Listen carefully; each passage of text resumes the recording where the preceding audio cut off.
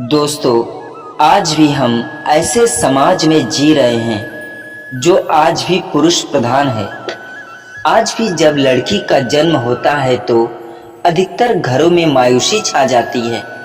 और मित्रों, यह और कुछ नहीं बल्कि हम मनुष्यों की अज्ञानता है। लड़की को बोझ समझते हैं, परंतु आपको जानकर हैरानी होगी कि लड़की का जन्म हर किसी के घर में नहीं होता, बल्कि उसी के घर होता है जो भाग्यशाली होते हैं और अपने पूरे कर्म अर्जित किए होते हैं। और आज हम आपको यही बताने जा रहे हैं कि भगवान क्यों कहते हैं कि बेटियां भाग्य से नहीं बल्कि सौभाग्य से होती हैं, और वह कौन से पुण्य कर्म है जिसकी वजह से कोई भी इंसान बेटी की माँ या पिता बनता है।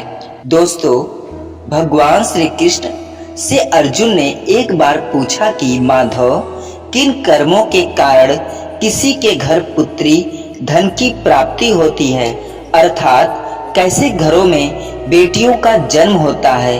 तब श्री कृष्ण ने अर्जुन से कहते हैं कि हे पार्थ, अगर किसी के घर बेटे भाग्य से होते हैं तो बेटियां सौभाग्य से होती हैं। जो भी स्त्री या पुरुष अपने पूर्व जन्म में पुण्य कर्म वर्जित किया होता है, उन्हें ही एक बेटी के माता पिता होने का सौभाग्य प्राप्त होता है। बेटियों को जन्म के लिए उन्हीं घरों को चुना जाता है जो बेटियों का भार सहन कर सके, क्योंकि तीनों लोकों में स्त्री अर्थात बेटियां ही ऐसी होती हैं जिसका भार हर कोई सहन नहीं कर सकता। वह बेटियां ही हैं जो इस सृष्टि को निरंतर चलाती है। माँ होने के लिए अपना सर्वस्व निछावर कर देती हैं। हे अर्जुन, जिस दिन इस सृष्टि से बेटियों का जन्म लेना रुक जाएगा, उस दिन धीरे धीरे इस सृष्टि का अंत हो जाएगा। मित्रों, भगवान श्री कृष्ण के इन बातों पर गौर किया जाए तो उनका कहना बिल्कुल सत्य है, क्योंकि बेटियां अगर नहीं होंगी तो किसी का भी वंश आगे नहीं बढ़ सकता। दोस्तों, आपने भी कई लोगों को कहते सुना होगा कि जिस घर में बेटी का जन्म होता है वह घर स्वर्ग के समान होता है, क्योंकि बेटा तो केवल एक कुल को रोशन करता है, बेटियां तो दो कुलों को रोशन करती हैं। माता पिता के घर वह बेटी के रूप में अपने उत्तरदायित्व का निर्वहन करती हैं, तो ससुराल आकर एक बहू के रूप में सारे कर्तव्यों का पालन भी करती हैं। दोस्तों, आजकल आप सुनते हैं कि बेटियां वो परिवार में किसी के मर जाने पर उनका पिंडदान नहीं कर सकती, लेकिन ये बिल्कुल भी सही नहीं है, असत्य है। क्योंकि रामायण में बताया गया है कि प्रभु श्री राम के पिता राजा दशरथ की मृत्यु हो गई तो माता सीता अर्थात राजा दशरथ की बहू ने भी उनका पिंडदान किया था, जिससे उन्हें जन्म मरण के चक्र से मुक्ति मिल गई थी। इतना ही नहीं दोस्तों, हिंदू धर्म शास्त्रों में बताया गया है कि बेटियां भी अपने पिता के नाम का पिंडदान कर सकती हैं। वही अगर ससुराल पक्ष में कोई पुरुष नहीं है तो इस स्थिति में बहू भी पिंडदान कर सकती है।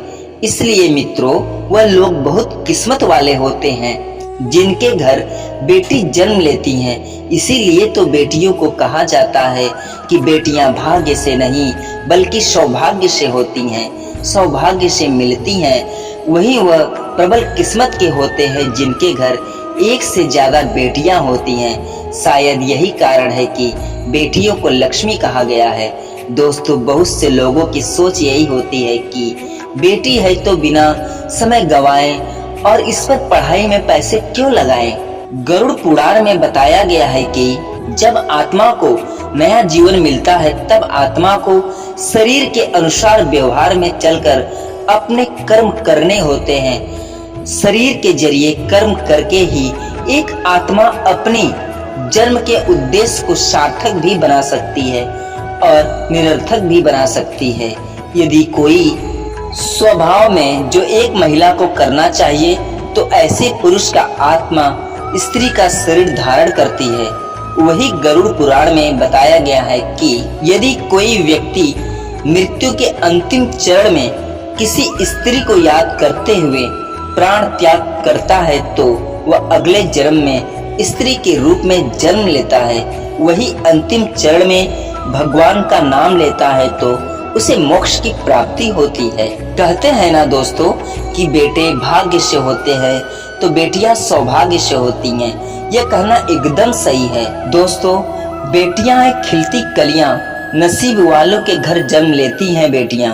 रखो इनको नाजों से, क्योंकि यह है माँ बाप की शान और परिवार की जान। एक माता पिता जितने अच्छे से अपनी बेटियों को समझ सकते हैं और कोई नहीं। अक्सर जब भी घर में किसी बेटी का जन्म होता है तो लोग यही कहते हैं कि बेटा होता तो अच्छा होता, लेकिन जब बेटियां घर में जन्म लेती हैं तो शायद वो खुशी नहीं होती जो बेटा होने पर होती है। ऐसा नहीं है कि हर घर में यही होता है, लेकिन बहुत से परिवारों में आज भी बेटियों के लिए सोच सही नहीं। कन्या भ्रूण हत्या, बच्चियों के साथ रेप जैसी घटनाएं आज भी न्यूज में रहती हैं। इसकी वजह है लोगों की मानसिकता, जिसे बदलना बहुत जरूरी है। बेटी पैदा होना सबसे खुशी की बात होती है। जरा सोचिए, जो लोग नवरात्रि पर बिना कन्या को भोग लगाए व्रत नहीं तोड़ते, उसी में से कुछ लोग ऐसे होते हैं जो बेटी के होने पर बधाई तक नहीं देते। हमें अपनी बेटियों को अच्छी शिक्षा देनी चाहिए। बेटियों को बेटे से ज्यादा सम्मान देना चाहिए। आज हमारे देश की कितनी बेटियां ऊंचे पदों पर देश का नाम रोशन कर रही हैं, क्योंकि उनके पेरेंट्स ने कभी कोई फर्क नहीं किया होगा। जानते हैं उनके लिए कौन कौन से निर्णय लेने चाहिए जिनसे उनका भविष्य सुरक्षित बनाया जा सकता। पहला है, एक स्वस्थ महिला भी अपना और अपने परिवार का अच्छी तरह ख्याल रख सकती है। इसलिए लड़कियों को बचपन से स्वास्थ्य के प्रति जागरूक बनाना जरूरी होता है। उन्हें बताएं कि नियमित रूप से व्यायाम करना क्योंकि जरूरी है। किशोरों को हर दिन कम से कम 60 मिनट शारीरिक रूप से सक्रिय होना चाहिए। बच्चियों को स्वस्थ आहार दें। स्वस्थ भोजन आपकी बुद्धि और विकास का एक महत्वपूर्ण हिस्सा है। खूब सारे फल और सब्जियां, साबुत अनाज, विभिन्न प्रकार के प्रोटीन खाद्य पदार्थ और कम वसा वाले डेयरी उत्पाद उन्हें खाने के लिए दे। भरपूर पानी और 7-8 घंटे की नींद का भी ध्यान रखना बहुत जरूरी है। दूसरी बात है, बेटियों के सपनों को भी सम्मान दे।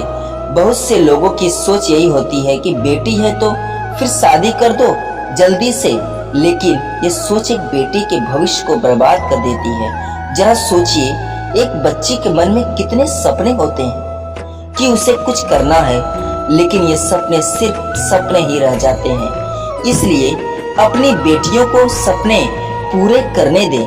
उन्हें जीवन में हर वो खुशी दें जो उन्हें मिलनी चाहिए।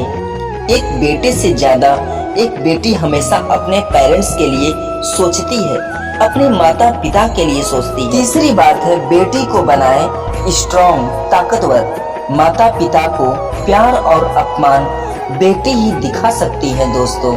बेटी के जन्म को एक जश्न की तरह मनाएं, जश्न की तरह मनाएं, खुशियों की तरह मनाएं, दिवाली की तरह मनाएं। बेटी को एहसास दिलाएं वो कितनी खास है उनके लिए। बेटा और बेटी में कोई भेदभाव ना करें। बेटियों को अपने हक के लिए लड़ना सिखाएं, अपने लिए आवाज उठाना, उनको भरोसा दिलाएं कि हम हमेशा तुम्हारे साथ हैं। चौथी बात है, बेटियों को उच्च शिक्षा भी दें। लड़कियों को आत्मनिर्भर बनाना बहुत जरूरी है, क्योंकि इससे उन्हें आर्थिक स्वतंत्रता मिलती है। शिक्षा से ही लड़कियां अपने अधिकारों के प्रति सजग हो सकती हैं। वह जमाना गया जब लोग सोचते थे कि लड़कियों को स्कूल भेजना अनावश्यक है। वर्तमान समय में महिलाएं जीवन के सभी क्षेत्रों में पुरुषों के साथ प्रतिस्पर्धा कर रही हैं। आज लोग न केवल गुणवत्तापूर्वक शिक्षा के महत्व को समझते हैं, बल्कि अपनी बेटियों को स्कूल कॉलेज भेजने लगते हैं, वही कुछ लोग अभी भी अपनी बेटियों को संस्कृत और वित्तीय कारणों से स्कूल में नहीं भेजते हैं। उन्हें अपनी सोच बदलने की जरूरत है। बेटियों को जिंदगी उनके तरह से जीने दें। बचपन से ये फील नहीं कराएं कि बेटा तुम तो पराए घर की हो, तुम्हारा तो कन्यादान करना, ये घर तुम्हारा नहीं है। आज हमारे देश में सरकार भी बेटियों के हक को लेकर बहुत सजग है, सतर्क है। आज बेटियां के हक को लेकर बहुत सारे कानून हैं। इसलिए बेटियों को कहा जाता है कि बेटियां भाग्य से नहीं बल्कि सौभाग्य से होती है। तो दोस्तों, ये थी कहानी कि भगवान बेटियों को क्यों कहते हैं कि बेटियां भाग्य से नहीं बल्कि सौभाग्य से होती हैं। तो दोस्तों, अगर ये वीडियो अच्छी लगी हो तो भगवान श्री कृष्ण के लिए, अपनी बेटियों के लिए, अपनी बेटी के लिए, अपनी लाडली के लिए, अपनी लाडों के लिए चैनल को लाइक शेयर सब्सक्राइब जरूर करें। पूरा वीडियो देखने और सुनने के लिए धन्यवाद।